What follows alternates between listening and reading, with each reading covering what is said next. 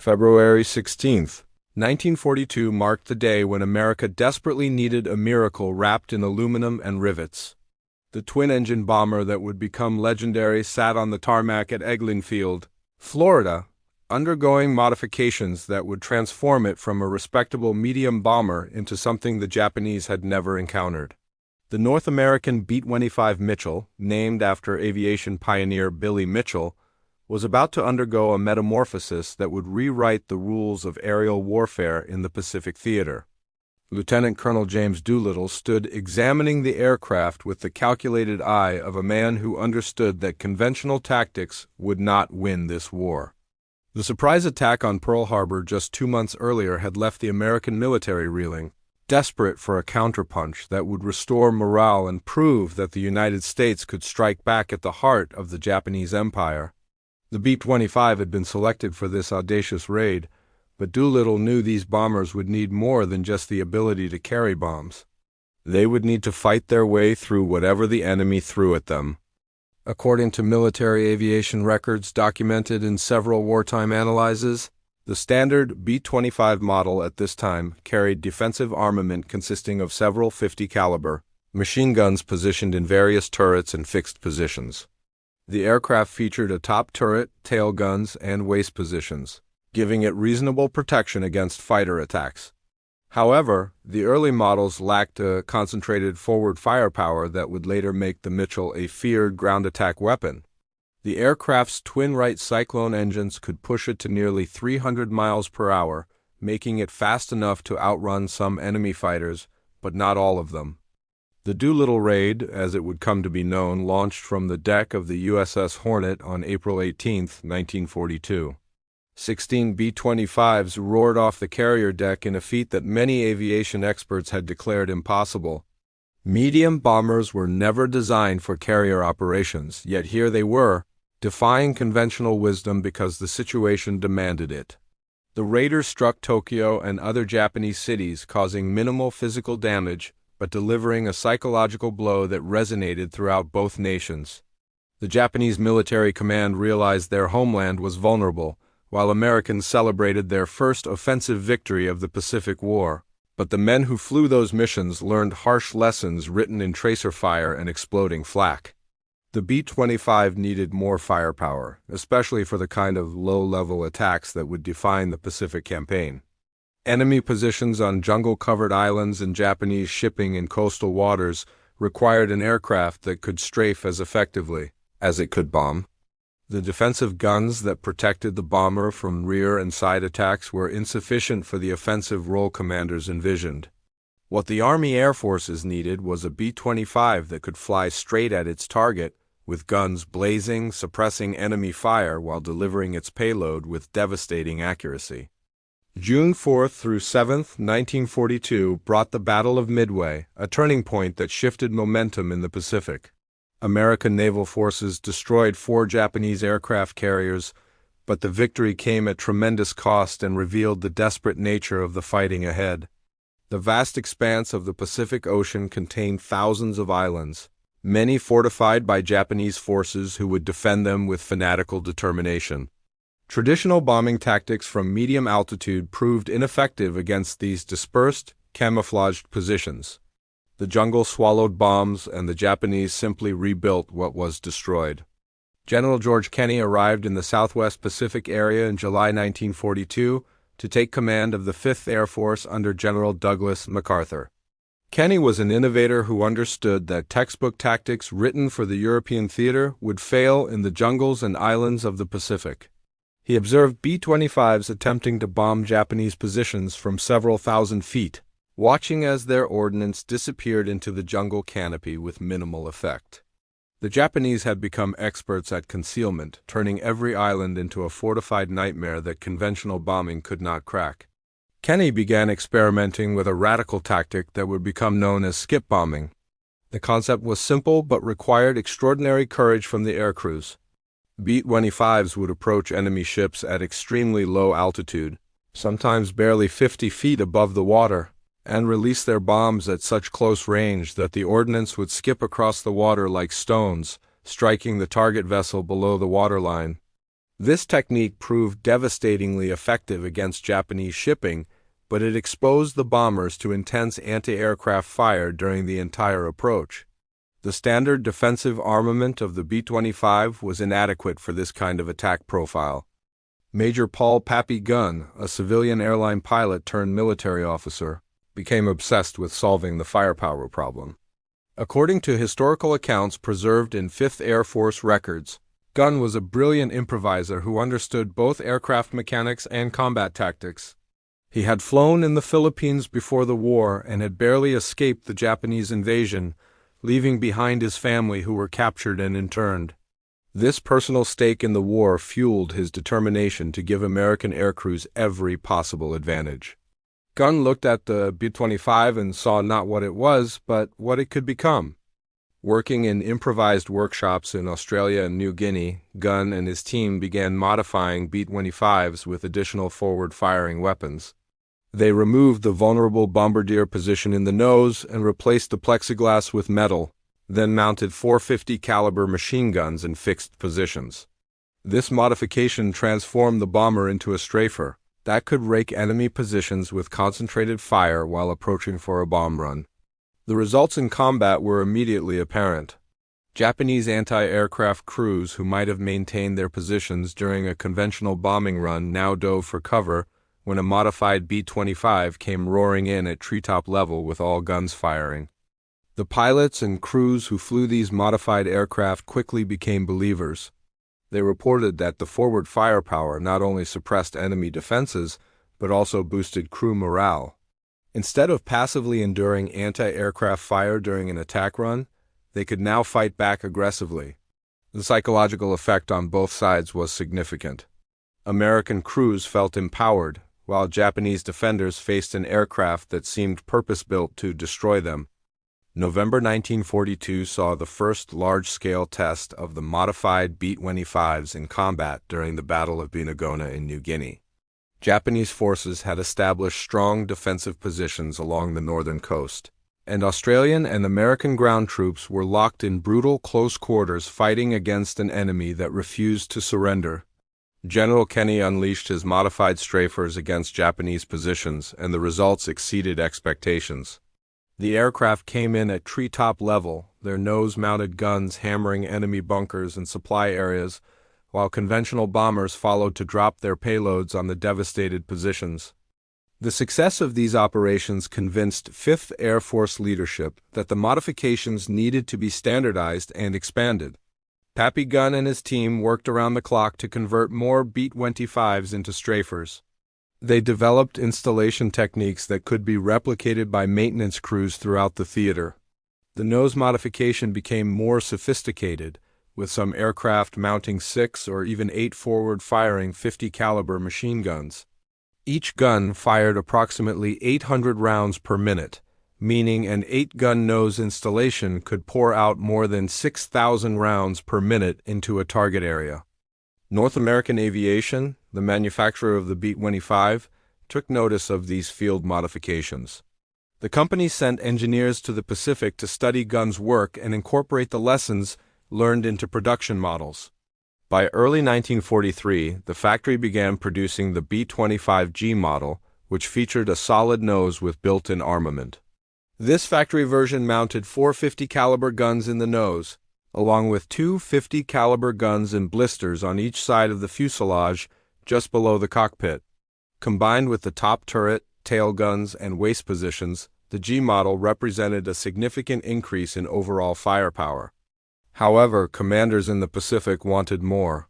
The B-25G was an improvement, but combat experience showed that even greater forward firepower would save lives and increase mission effectiveness. Japanese defenses were becoming more sophisticated as the war progressed. Anti-aircraft positions were better camouflaged and more numerous. Japanese fighters, though often outclassed by American aircraft in one-on-one combat, could still inflict serious damage if they caught bombers by surprise. The ideal strafer would need enough firepower to simultaneously suppress ground defenses, engage aerial threats, and destroy the primary target. North American Aviation responded with the B-25H model, which would become the ultimate expression of the strafer concept. Engineering teams designed a solid nose capable of mounting 850 caliber machine guns, doubling the firepower of the G model. The 4 additional guns were arranged in a package that could be installed as a unit, streamlining production and maintenance. This configuration gave the pilot direct control of 12 50 caliber machine guns, 8 in the nose and 4 in the cheek blisters. The effect was devastating. Test pilots who flew the H model reported that firing all forward guns simultaneously felt like driving into a brick wall. The recoil from 12 heavy machine guns firing in unison actually slowed the aircraft noticeably. Armament crews had to carefully calculate ammunition loads to ensure the aircraft remained properly balanced. Each 50 caliber gun typically carried 300 to 400 rounds, meaning the nose guns alone carried approximately 3,000 rounds of ammunition. When all forward guns were fired together, the B25H could deliver approximately 10,000 rounds per minute toward a target. March 1943 brought the Battle of the Bismarck Sea, an engagement that would demonstrate the full potential of the strafer concept and validate General Kenny's tactical innovations. Intelligence reports indicated a large Japanese convoy was attempting to reinforce their garrison at Lae, New Guinea.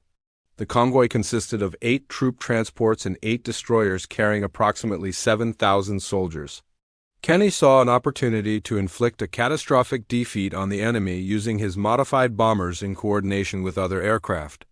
The attack began on March 2nd and continued through March 4th. B-25s configured as strafers came in at masthead height, their nose guns blazing as they suppressed anti-aircraft fire from the ships.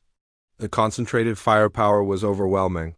Japanese gunners who might have maintained their positions during a conventional attack now faced walls of 50 caliber bullets that shredded everything in their path. Following the strafers, other B-25s used skip bombing techniques to strike the ships below the waterline. The coordination between strafer suppression and skip bombing proved devastatingly effective. According to after-action reports documented by 5th Air Force historians, the battle resulted in the destruction of all 8 transports and 4 destroyers. Approximately 3,000 Japanese soldiers drowned, and the remainder who made it to shore without their equipment were unable to affect the campaign. The Battle of the Bismarck Sea represented a turning point in Pacific air warfare, demonstrating that medium bombers equipped with heavy forward armament could dominate both sea and land targets when employed with proper tactics. The Japanese Navy never again attempted to run large convoys within range of Allied air power. The success of these operations accelerated the development of the B-25H model. North American aviation prioritized production, and by mid-1943, the first H models began arriving in the Pacific theater. Crews who transitioned from earlier models to the H variant reported feeling like they had been upgraded from a sports car to a tank. The aircraft was heavier due to the additional armament and ammunition, but the twin-right Cyclone engines provided adequate power. More importantly, the offensive capability was extraordinary. But 12 forward-firing guns were not the limit of the B-25H's firepower. The aircraft retained its top turret with 2 50 caliber guns, providing protection against attacks from above and behind. The tail position mounted 2 more 50 caliber guns for rear defense. Most significantly, field modifications added 2 additional 50 caliber guns in waist positions, 1 on each side of the fuselage. This brought the total armament to 18 50 caliber machine guns, 12 fixed forward firing guns controlled by the pilot, 2 in the top turret, 2 in the tail, and 2 in the waist positions. 18 heavy machine guns on a single medium bomber represented a concentration of firepower unprecedented in aviation history. The B-25H carried more forward-firing guns than most fighter aircraft and possessed defensive armament that rivaled heavy bombers. This transformation from a conventional medium bomber into a heavily armed strafer reflected the unique demands of Pacific warfare. The vast distances, dispersed targets, and determined enemy required aircraft that could fight their way to the objective, destroy it with overwhelming force, and fight their way home again. August 17, 1943 saw B-25H strafers in action during the reduction of Japanese positions at Wuk, New Guinea. The Japanese had concentrated approximately 200 aircraft at 4 airfields in the Wuk area, representing a significant threat to Allied operations. General Kenny planned a coordinated strike using all available bomber types, but the strafers would lead the attack. Their mission was to suppress anti-aircraft defenses and destroy enemy aircraft on the ground, clearing the way for following waves of bombers. The strafers came in just above the treetops, their approach masked by the jungle terrain until they burst over the airfields with all guns firing. The effect was apocalyptic. 1250 caliber machine guns per aircraft poured thousands of rounds into parked Japanese aircraft, fuel dumps, and anti-aircraft positions. The concentrated fire from multiple strafers created a steel curtain that nothing could survive. Japanese aircraft, many loaded with fuel and ammunition for defensive operations, exploded in spectacular fireballs. Within minutes, the airfields were transformed into burning chaos. Eyewitness accounts from surviving Japanese personnel, later documented in post-war interviews, described the attack as unlike anything they had experienced. The sheer volume of fire was overwhelming. Machine gun bullets struck everything simultaneously, making it impossible to determine which aircraft to target or where to take cover.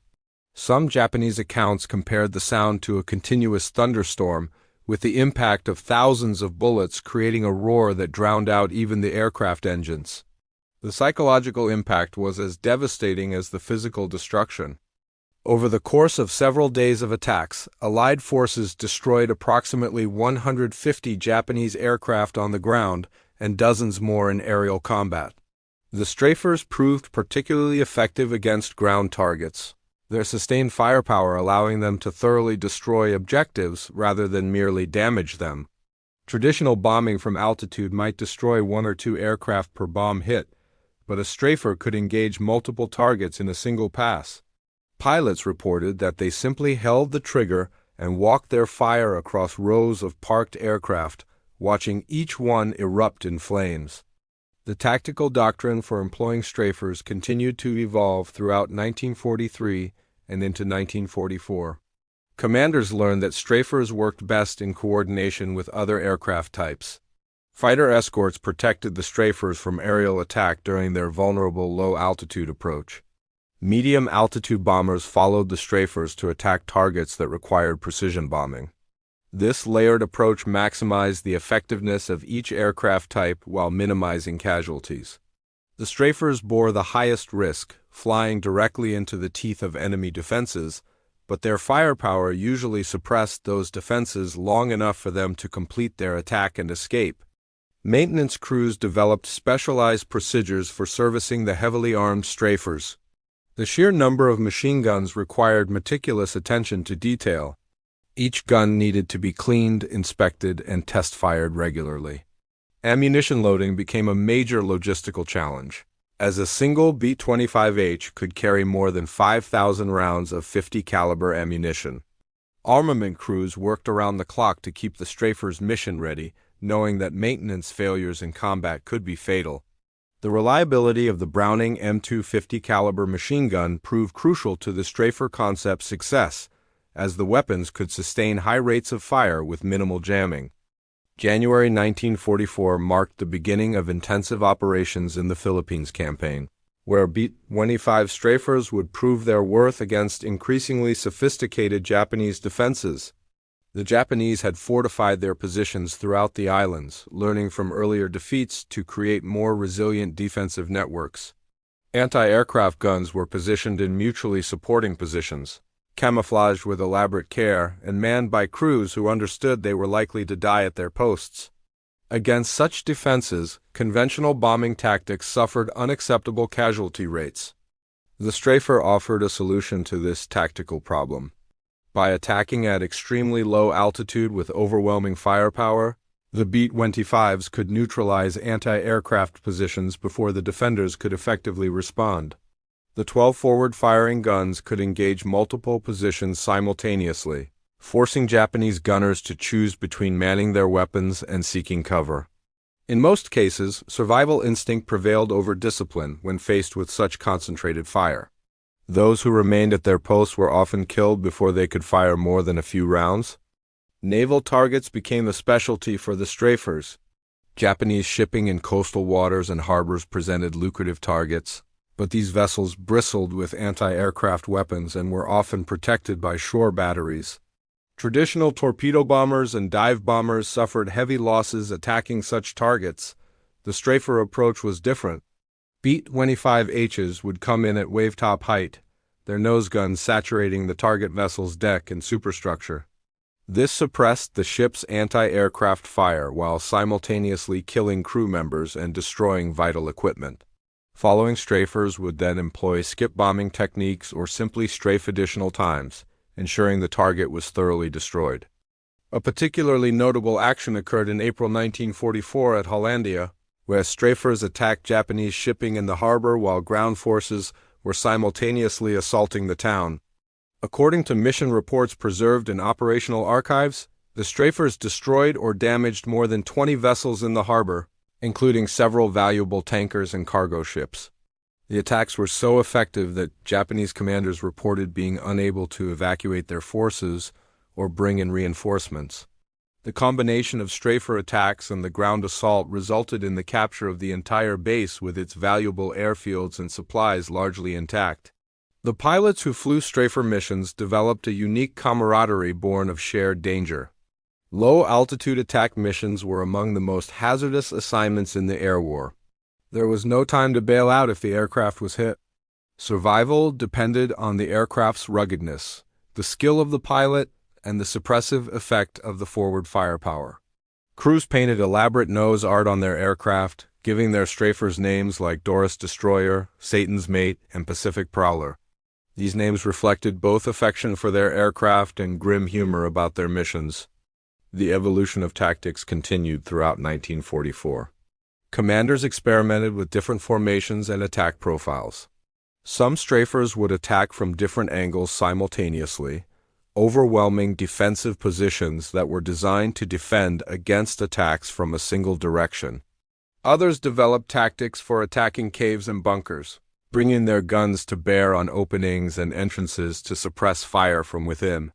The versatility of the strafer configuration allowed pilots to adapt to different tactical situations, using their firepower as both a precision instrument and a blunt instrument depending on the target. October 1944 brought General Douglas MacArthur's long-promised return to the Philippines, and B-25 strafers played a crucial role in the liberation campaign. The Japanese had had years to fortify their positions throughout the archipelago, and they were determined to make the Americans pay for every island and every town.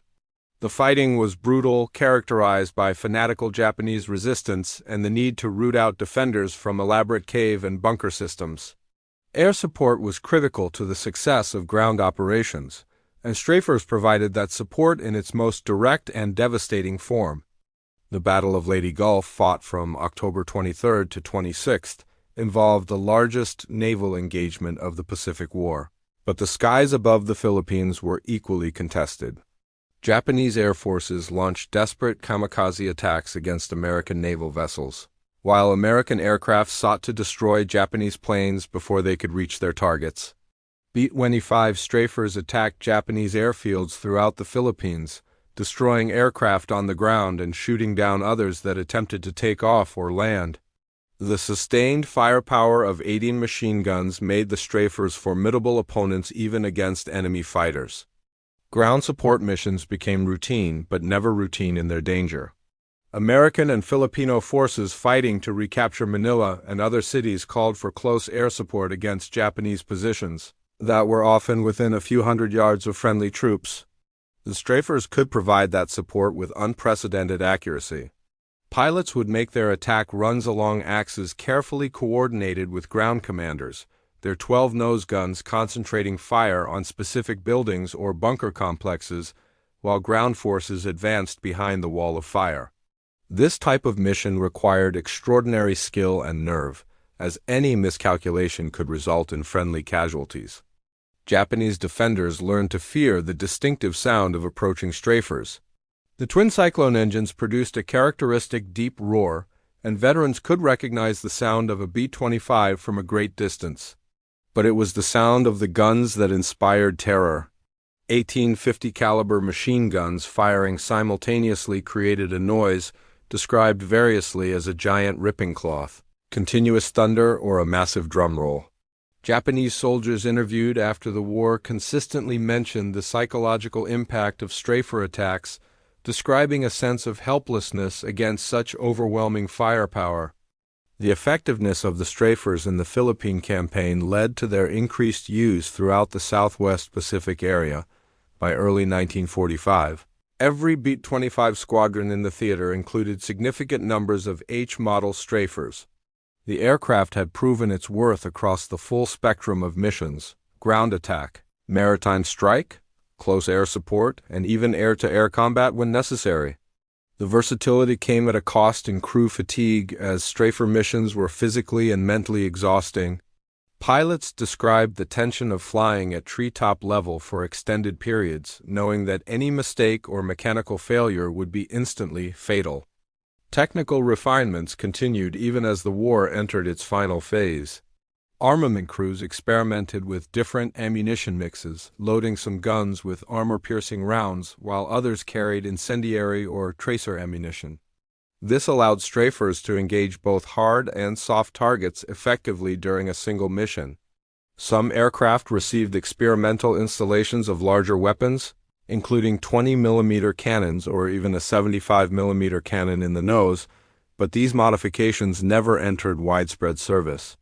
The 18 machine gun configuration remained the standard because it worked reliably and provided the best balance of firepower, reliability, and ease of maintenance.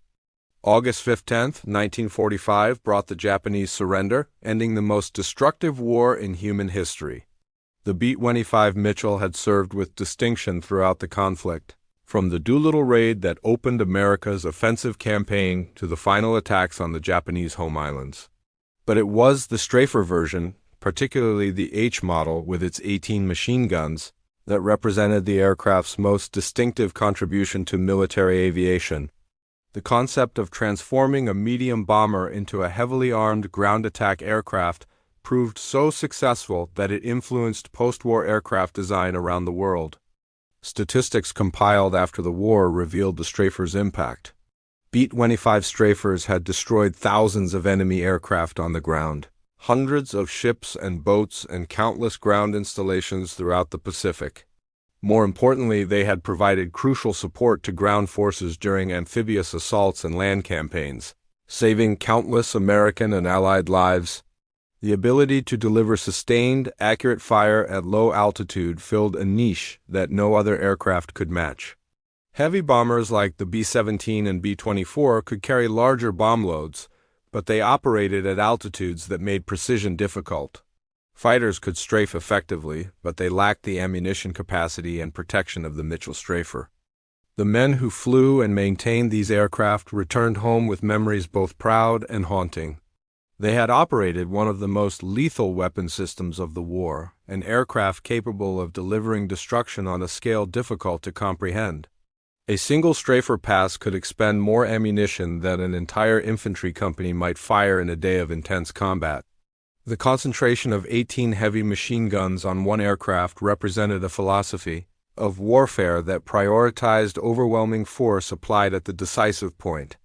This philosophy would continue to influence military aviation long after the last B-25 was retired from service. Post-war analysis of the strafer concept revealed several key factors in its success.